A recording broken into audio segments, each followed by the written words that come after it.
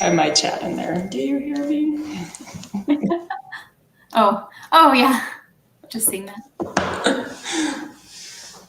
All right, let's make sure we're good on Facebook.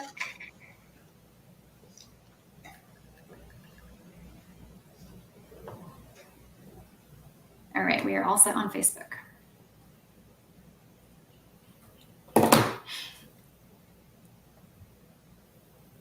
Okay. All right. I will go ahead and get started with my announcements. Okay, well, good morning, everybody, and welcome to another City Updates live broadcast. I'm Jamie Chavez, your host with the Westminster Chamber of Commerce, and we're thrilled to have you with us today.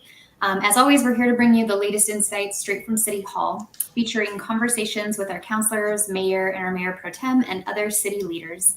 It is your backstage pass to what's happening in Westminster. If this is the first time that you're joining us, thank you for being here. A special welcome to you. If you're on Facebook, feel free to like our page and you'll receive notifications for when we go live in the future. And if you are on YouTube, you can hit subscribe and explore previous broadcasts there as well. On Mondays, the broadcasts are all about city updates, while Wednesdays we offer a chance to meet some of the newer members of the chamber and learn more about their businesses. So I encourage you to join us for those as well. And we also reserve the last Friday of the month for county updates with Jeffco Commissioner Tracy Kraft-Tharp. So stay tuned for those for broader county matters. As you watch the broadcast this morning, please feel free to engage with us. Drop your comments, ask any questions that you might have. Simply say hello. We'd love to chat with you and get to your questions and comments during the interview. And now finally, a warm welcome to Mayor Pro Tem Sarah Nurmela. How are you today? I'm good. How are you doing? I'm doing well. It's a really nice day out and it's Monday, so there's that, but it's a good day. Thanks for joining us. Yeah. What do you have for us today? Anything exciting or new? Oh, wait, first let's see who's joined us. We've got a few. We've got, good morning, Dave. Thanks for joining us this morning. And good morning, Brian. Thanks for being here.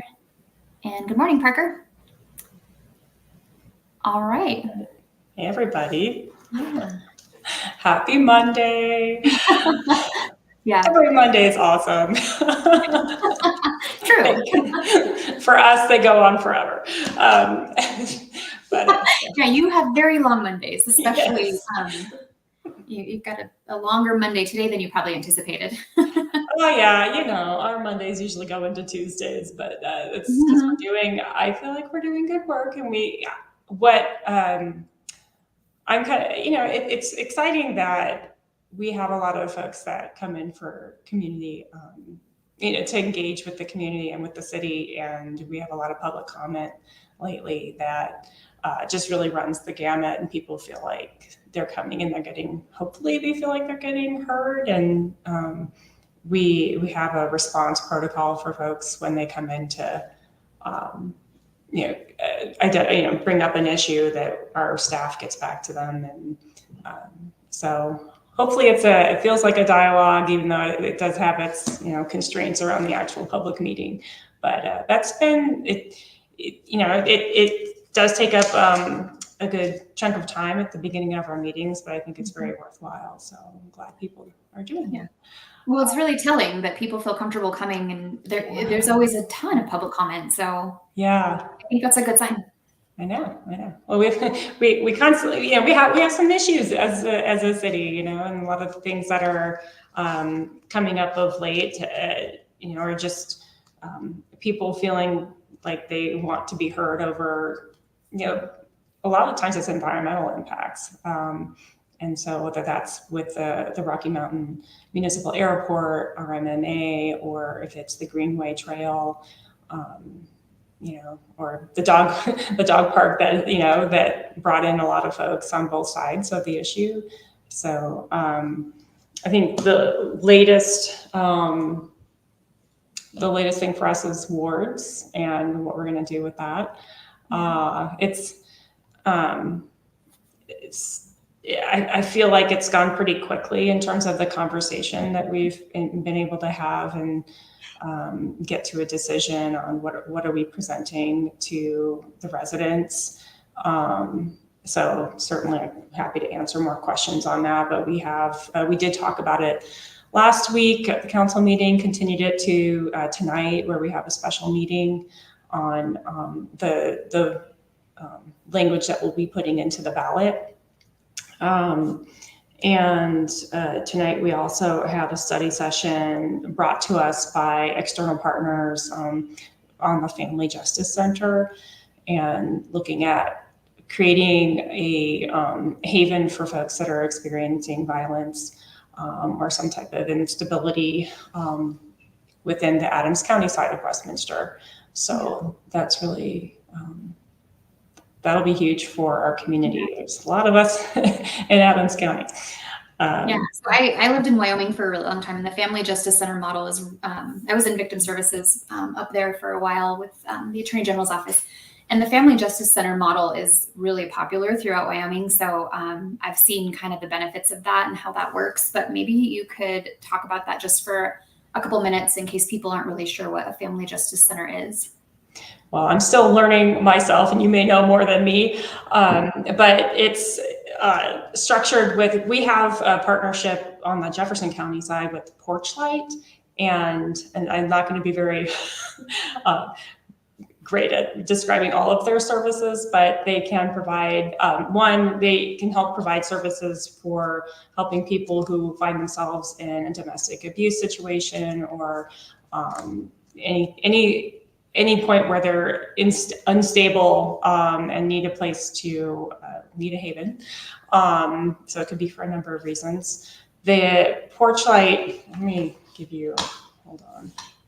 I'm not going to sit here and give you I'm going to give you a little more description here. It actually, so it's for anything beyond domestic violence, but sexual assault, child abuse, elder abuse, human trafficking. And what Porchlight does is they give you services that to survivors of any of these situations, connections to government agencies to help you get established with any type of legal recourse, any types of community or social services that can help get you back onto your feet. And they have a victim-centered location where everyone can come through and just work on healing and connecting back into the community. So the services right now are only available to, again, Westminster residents that live in the Jefferson County side. And we're looking for a home that will be on the Adams County side.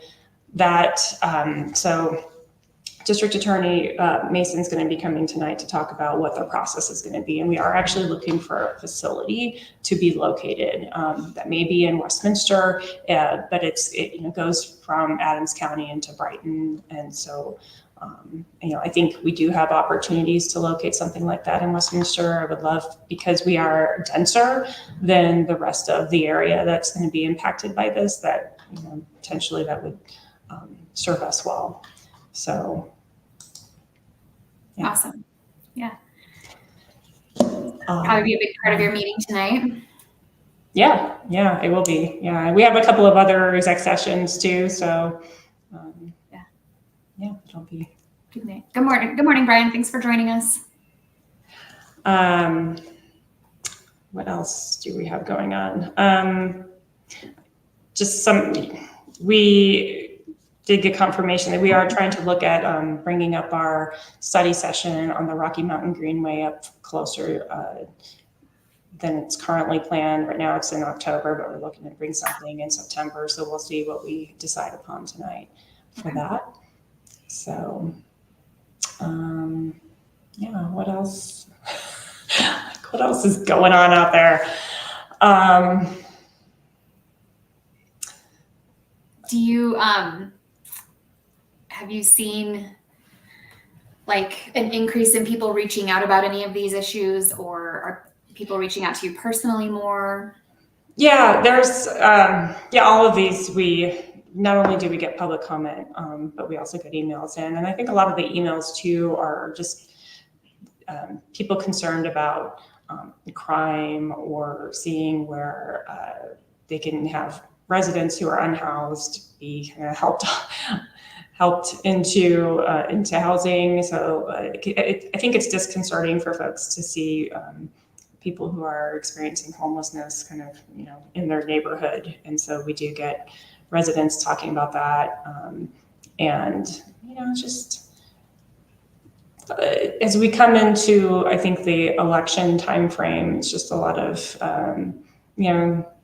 safety, security is certainly one of the big topics. And so that does kind of resonate with what we tend to hear. But a lot of people are just continuously asking about things like what's happening with the area near 104th and Sheridan, and what's going, are we getting to clean up that property, and just trying to see some of the eyesores progress. And we've been able to tackle things over time.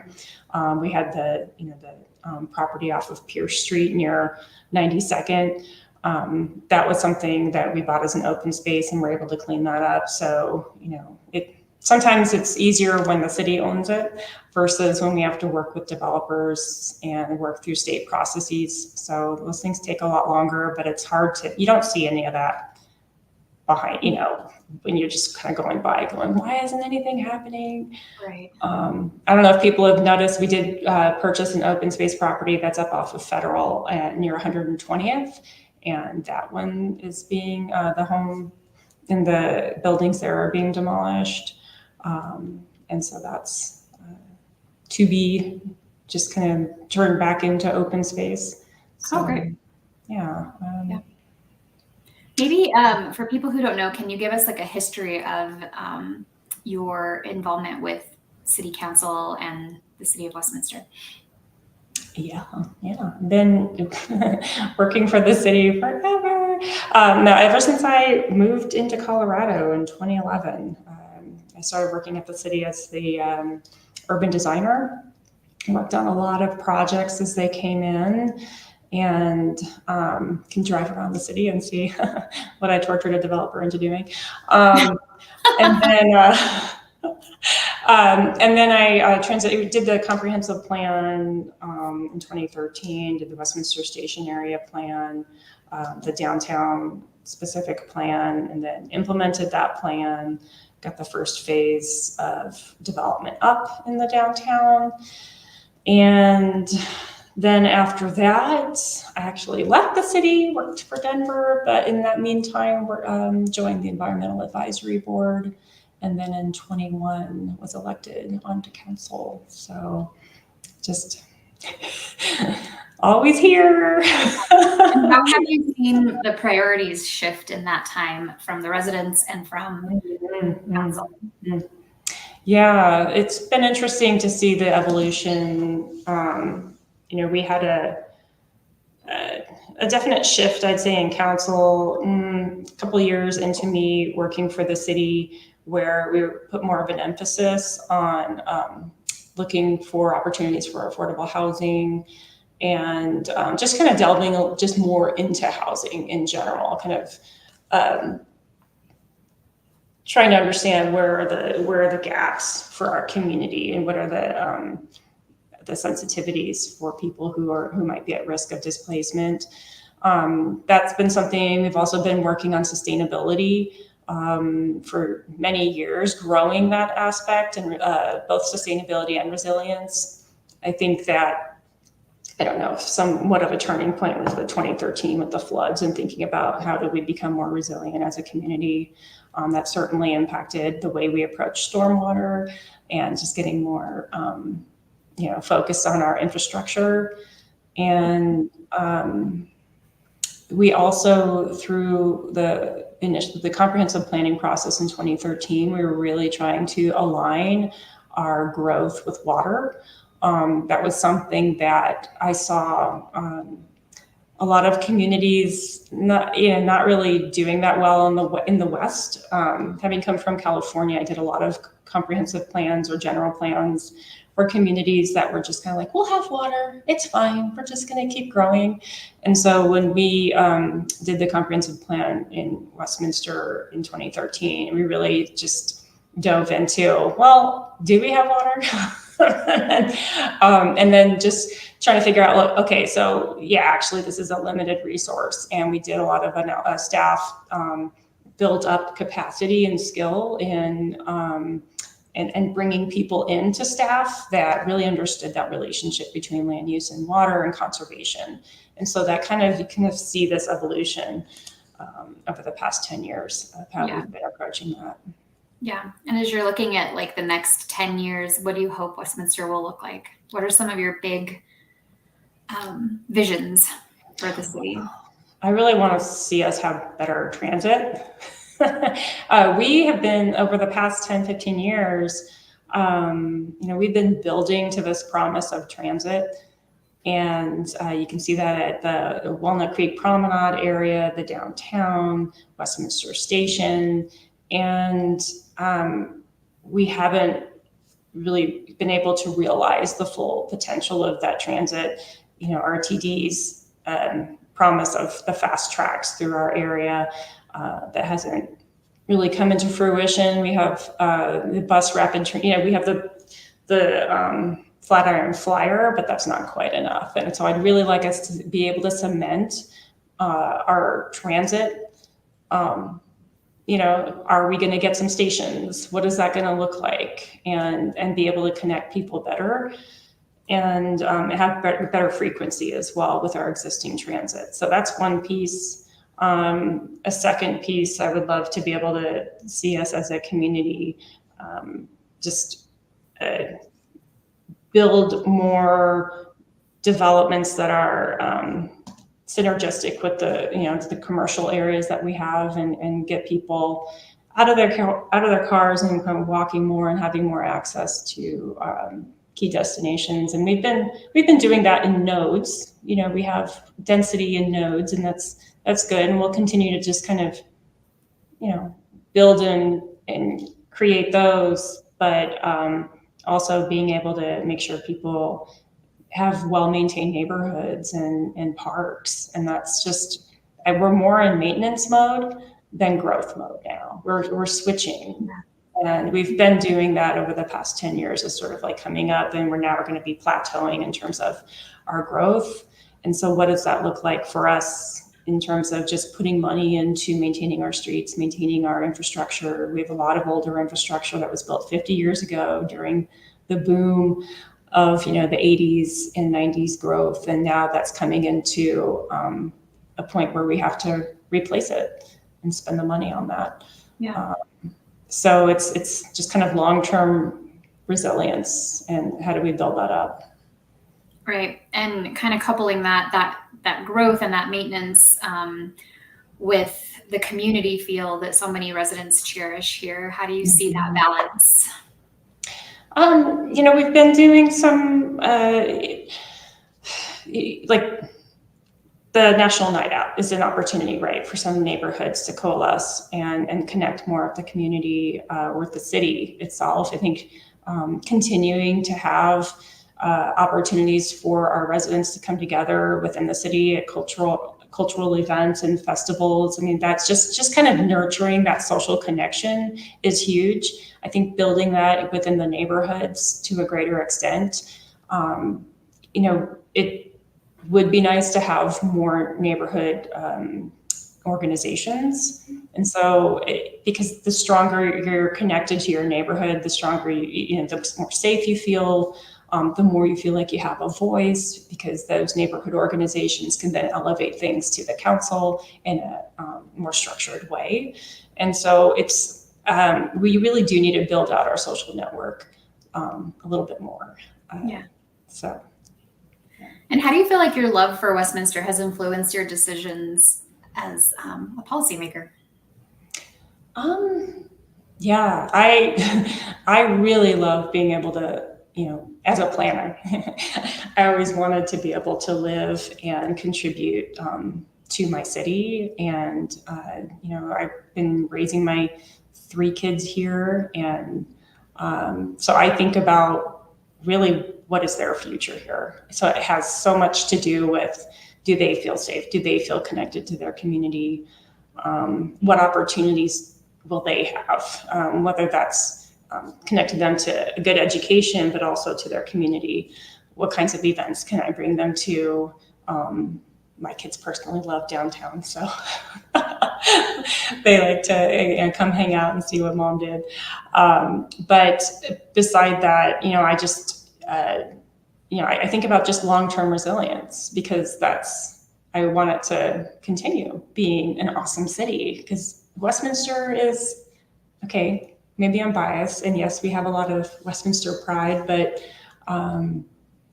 I think it's a wonderful community, and it's really set apart from the rest of our rest of the region. And because I think we have just great quality development, and we really think strategically as a city on what's good for us in the long run. And we're also very entrepreneurial. So I think I don't know, my computer is frozen. Am I frozen?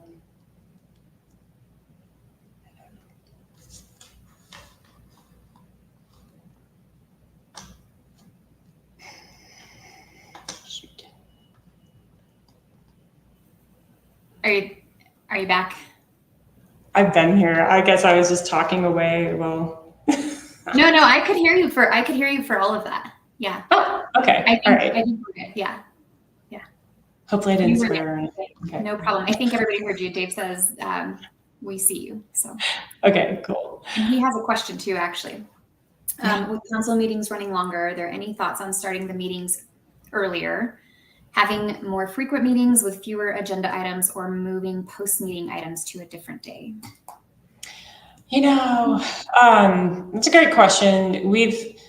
The council has actually gone back and forth over this. Several years ago, same question came up, and actually council looked at starting earlier, putting a limit on how late we were going, like 10 p.m. And then we had to vote in whether or not we wanted to extend that. We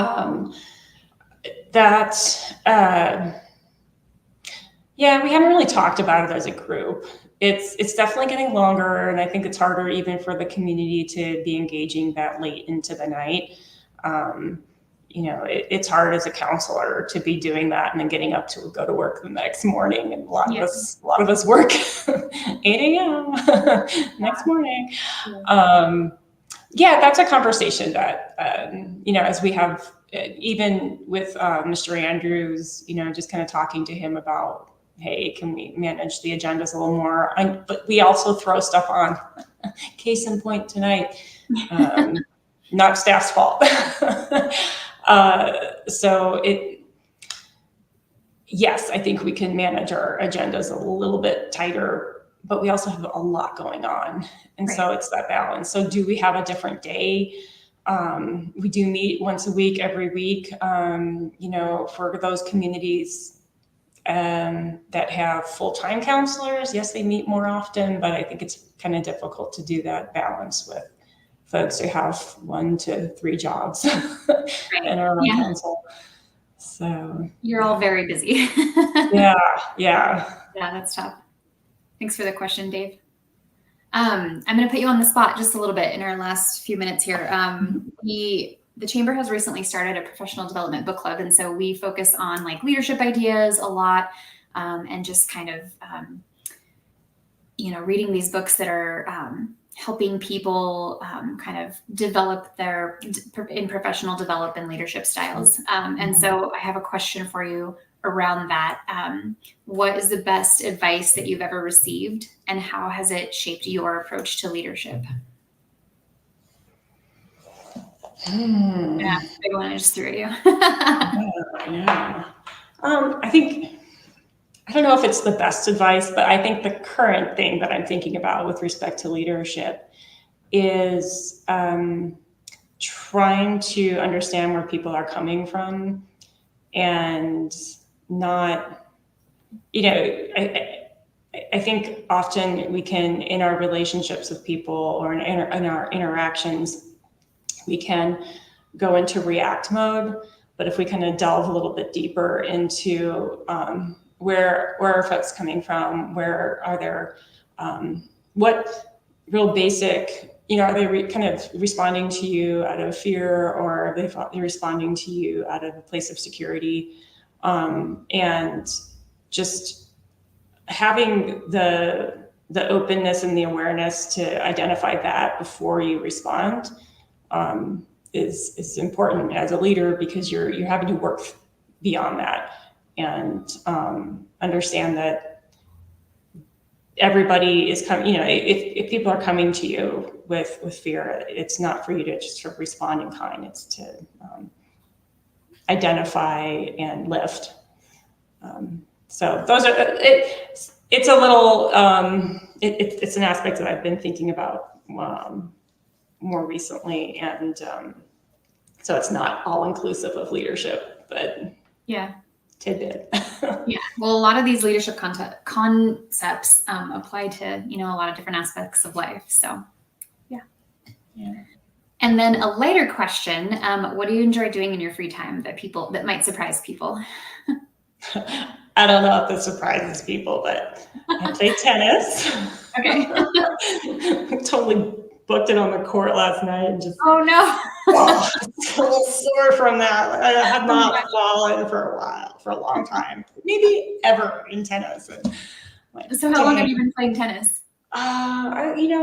Sometimes about 11 or 12. Okay. So you're probably pretty good.